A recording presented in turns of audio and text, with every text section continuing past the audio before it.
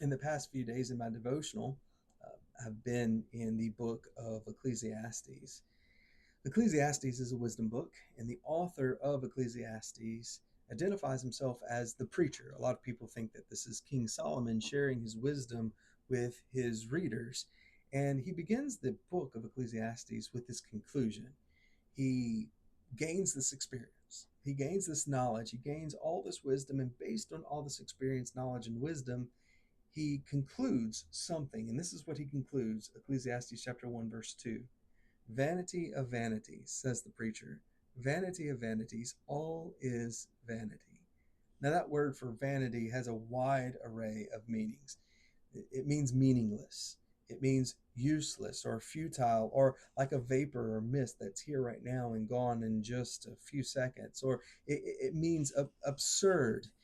So, what the preacher is saying is based on all the knowledge that he's gained about life.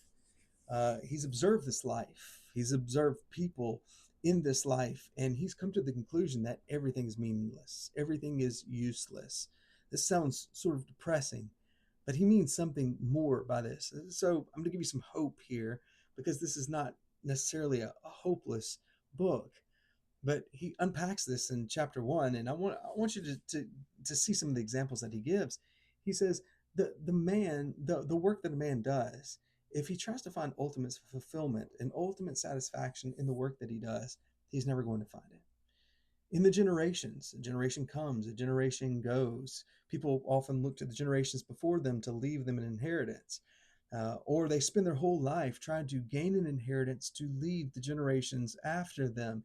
He says people who live in such a way for ultimate fulfillment, ultimate satisfaction, ultimate enjoyment, they're going to come up short.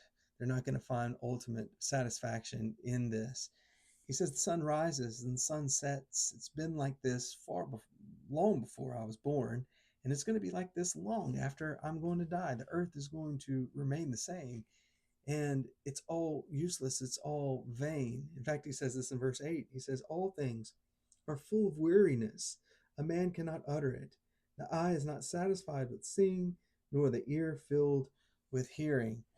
New things come and we get excited about it. We get enjoyment out of a new phone, or we get excitement out of a new job, or a new gadget, or a new toy that we buy. But quickly the repetition hits, quickly the monotonous hits, and quickly these new things that are new today will be old tomorrow, and we won't find lasting fulfillment in these things.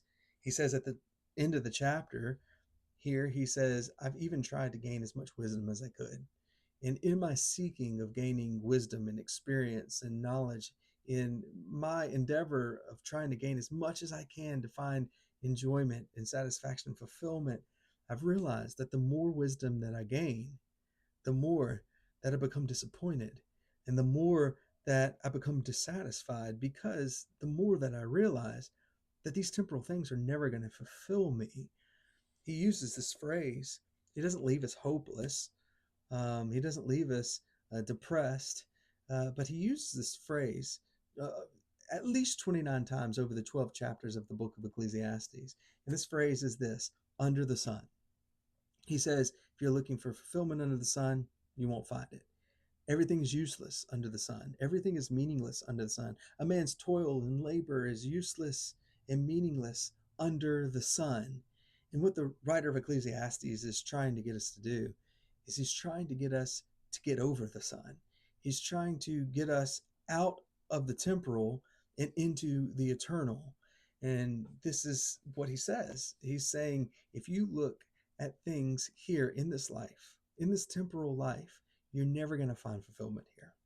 If you look for ultimate satisfaction in things in this life, you will never find it, because we weren't made for this life.